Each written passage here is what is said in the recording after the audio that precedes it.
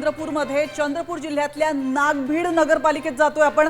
नागभीडमध्ये कोण नगराध्यक्ष होणार, सत्ता कोणाची येणार? अगदी नागभीड मधलं दृश्य आपण बघतोय। लोमेश दुधे भाजपचे संभाव्य नगराध्यक्ष आहेत, ते नगराध्यक्ष होऊ शकतात असं दिसतंय। तर सत्ता कोणाची येणार आहे ते देखील आपण पाहूयात। सत्ता येईल भाजपची असं दिसतंय, कारण 13 जागा भाजपला राखता येऊ शकतात असे आकडे सांगतायत। तर याबाबत आमचे प्रतिनिधी पराग भानरकर यांनी नेमका काय अंदाज व्यक्त केलेला आहे आपण ऐकूयात।